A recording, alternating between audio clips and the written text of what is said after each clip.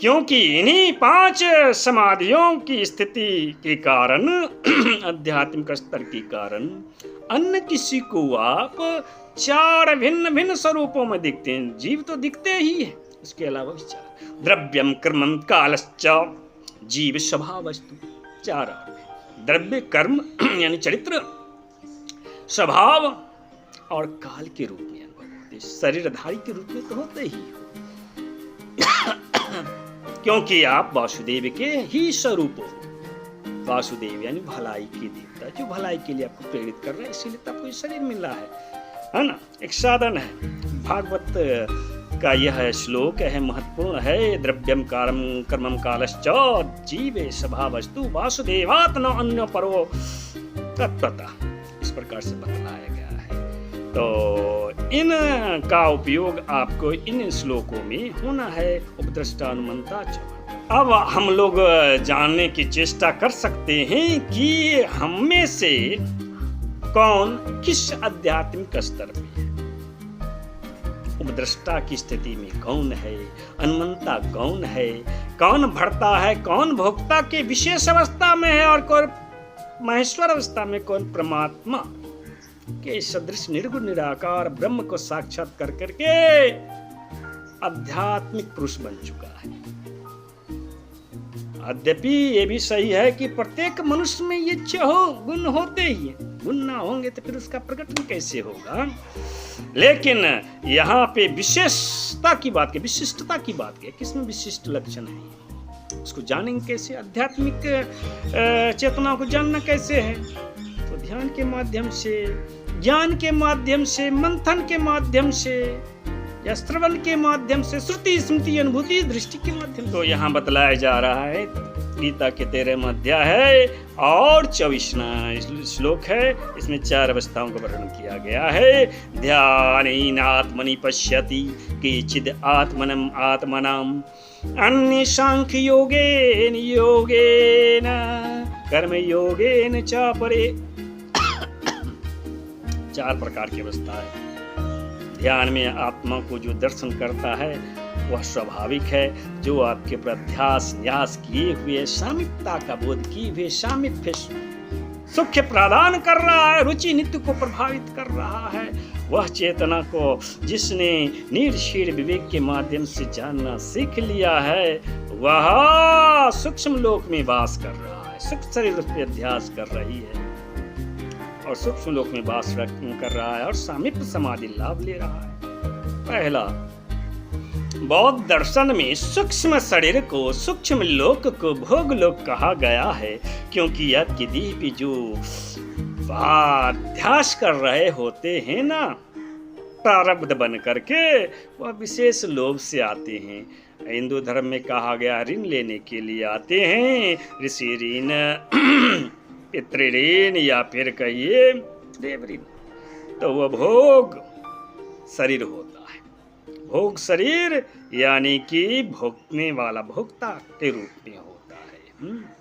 अब भर्ता जो भोग को प्रदान करने वाला है, उसको कारण शरीर ही कहेंगे ना। कारण शरीर में ऋषि मुनि होते हैं, जो त्यागी होते, जो विशेष कृपा कर रहे होते, देवता कह लिए, ऋषि कह लीजिए, उनका वास होता है। इसीलिए तो संतों के पास हम लोग जाते हैं आशीर्वाद लेने के लिए। तो वह उसके विषय में उसको कैसे जानेंगे, तो अन्य सांख्य योगिन योगिना, ऐसा बतलाया है। ऋषि तुल्य हो गए आप, ऋषियों का साक्षात्कार करके आप ऋषि बन गए, है ना। ब्रह्म एव जानाति ब्रह्मेव भवति। तो नाम रूप गुण कर्म संबंध मंत्र इन्हीं 5 अवस्थाओं को ध्यान में रख करके बनाया जाता है। बोलते मंत्र, इस मंत्र, अमुक मंत्र के अमुक ऋषि, अमुक देवता होते हैं, अमुक छंद होते हैं। ये सब पहले से विहित कर चुका है, बतलाया जा चुका है ना। तो ये कारण लोग तक पहुंचाने का माध्यम है। तो वो मंत्र के माध्यम से आप कारण लोक को कौन में जाकर कौन से समाधि को प्राप्त कर पाते हो। कारण लोक में भर्तृ अवस्था में सायुज समाधि योग का आप अनुभव करते हो। ऋषि मुनियों का आपके ऊपर कृपा निह दृष्टि रहती है, जबकि सारूप समाधि का योग तुरीय लोक में होता है। ये सदैव याद रखें। ऋषिजन, साधुजन, संतजन, त्यागी पुरुष के ऊपर किसी न किसी देवता का कृपा होता है, त्यागी देवता का, जो उनको निमित्त बनाए हुए होता है।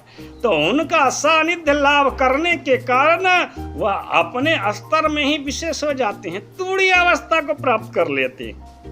तूड़ यानी कारण यह तूड़ी अवस्था में, तो देवी अवस्था में। तो इसीलिए बहुत लोग कहते हैं, वेदों में कहा गया है कि तूड़िया यानी कि ईश्वर, तो ईश्वर तुल्य हो जाते हैं। तो उसको आप साक्षात्कार कैसे कीजिएगा? तो आपको तुरीय लोक में पहुंचना पड़ेगा ना। तो तुरीय लोक में पहुंचिएगा कैसे? तो आत्मानम आत्माना, अपने के द्वारा अपनों को जानना, स्वयं को जानना, यानी सोहम की भावना आपके अंतःकरण में उत्पन्न होना चाहिए। आत्मा सर्वभूतेषु की भावना आपके अंतःकरण में उत्पन्न हो जाए तो आप उस लोक को साक्षात्कार कर सकते। तुरीय लोक में जैसे ही आपका स्थिति गति करता है तो आपके रंग परिवर्तन हो जाते हैं। सहसा ही रूप जो होता है, रूपम रूपम, बिना रंग के रूप कैसे परिवर्तन होगा? तो रंग आपका सहसा किसी देवीय कृपा से अनायास परिवर्तित हो जाता है। थोड़ा सा अधिकालिक उपासक का क्षेत्र है, उस क्षेत्र में आप प्रविष्ट किए नहीं कि आपका रंग भी काला हो गया। यदि आप दुर्गा महालक्ष्मी के उपासकों के क्षेत्र में प्रविष्ट किए, आपका रंग गौर वर्ण का हो जाएगा, हल्का सा चमक आ जाएगी आपके चेहरे पे। तो ऐसा होता है सारूप्य लोक की स्थिति किसी योगी के जीवन में। तो आप तुरीय लोक में उपद्रष्टा की स्थिति को प्राप्त कर पाते हो। आपकी जो उपचेतन मन है उसमें विशेष देवता का वास हो जाता है। तो कभी आप के वाणी विचार व्यवहार से कुछ विशेष शब्द ध्वनित होने लगता है, आपकी दृष्टिकोण में परिवर्तन हो जाता है, उपद्रष्टा अवस्था हुआ है। अब चलते हैं जीवलोक की ओर। जीवलोक में स्थित आपकी देवता कैसे हैं, यानी कि आपकी आत्मा से आपका साक्षात्कार हो गया तो आपकी स्थिति कैसी होगी, आध्यात्मिक अवस्था कैसी होगी? तो कहते हैं वह अवस्था जो होती है आपके अनुमंता की होती है। पितर भी हो सकते हैं वह जीव के रूप में, तो अनुमंता की होती है। आपके मन में कभी कभी ध्यान में आता होगा, ये अनुमान लगा रहे होते, तो वो जो प्रवृत्तियां होती है अनुमान लगाने की, जहाँ से ध्वनि आ रही है वह आपके पितर की होती है, जीव की होती है, अपने स्वयं की आत्मा की। उसको दिखता तो कुछ है नहीं, बैतरनी में रहते हैं ना, बैतरनी पार कराएंगे कैसे? तो जीव लोक में जब आप अपने पितरों का कृपा को प्राप्त करते हो, पितृ दोष का निवारण कर लेते हो, तब जा करके आपकी स्थिति आत्मज्ञान की हो, अपनी आत्मा को आप साक्षात्कार कर लेते हो, अनुमंता बन जाइएगा। जीवलोक को साध लीजिएगा। जीवलोक में आप सालोक के समाधि की प्राप्ति कर पाते हो। सभी आपको अपने जैसा दिखेगा, जीवधारी ही अनुभव होगा, है ना। उससे ऊपर की जो अवस्था है, देवी अवस्था है, कोई उसको प्राप्त करके बोलता है शिवो हम, कोई कहता है ब्रह्मो अस्मि, कोई कृष्णो हम की भावना से तरंगित रहता है, विष्णु हम, इस प्रकार की। तो महेश्वर अवस्था, वह अंतिम समाधि अवस्था, साष्टी समाधि की अनुभूति होती है। उस अवस्था का वर्णन किया गया है गीता के 26वें श्लोक में। जो व्यक्ति होता है उसके अंतःकरण कौन सा ज्ञान रहता है? बोलता है क्षेत्र क्षेत्रज्ञ संयोगा तद विद्धि यावत् संजाति। जो कुछ यहाँ उत्पन्न हो रहा है तो वह क्षेत्र और क्षेत्रज्ञ की संसर्ग से होता है। योगी योगी के मन बुद्धि अहंकार की घटनाएं ही सृष्टि को सृजन कर रही। योगियों की, संतों की, तपस्वियों की आपस की जो विरोधाभास है या फिर आत्मीयता है, भिन्न का वैचारिक या फिर कहिए कि भावनात्मक या ही कर्मगत, जो भी विरोधाभास हैं उन दोनों के संगति साहचर्य से, संघात से आत्माया विवर्जिता, ऐसा उपदेश मांडुक्य उपनिषद में है। तो उसी की घटना इस सृष्टि को आह्लादित कर रही है, नई नई स्थितियों को उत्पन्न कर रही है, घटनाएं को संचालित कर रही है, प्रतिदिन की यह घटना है। इसीलिए कहा योगी को समझ जाइए, शांति से और नतमस्तक हो जाएगा तो उसका कृपा लाभ प्राप्त होगा। यदि आपके मन में कुछ भावना विचार है तो फिर ब्लास्ट हो जाएगा, विस्फोट हो जाती है, सृष्टि में कुछ न कुछ घटनाएं घट जाती। अंत में कहने का तात्पर्य यह है, गीता का उपदेश यह है कि आप प्रत्येक अवस्था में सृष्टा भी हो, भोग पालनहार भी हो और विनाशक भी हो।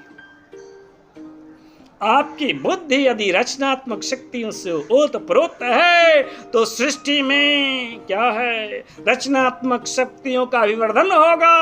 आप गुरु कहलाओगे, हिंदू कहलाओगे। हिंदू माने हिनोति च दवते च तथैव हितम् इति हिंदू, जिनमें बड़प्पन की भावना है, जो प्रेरक हैं, उपदेशक हैं, नेकी कर और दरिया में डालिए भावना से जो जी रहे वो हिंदू।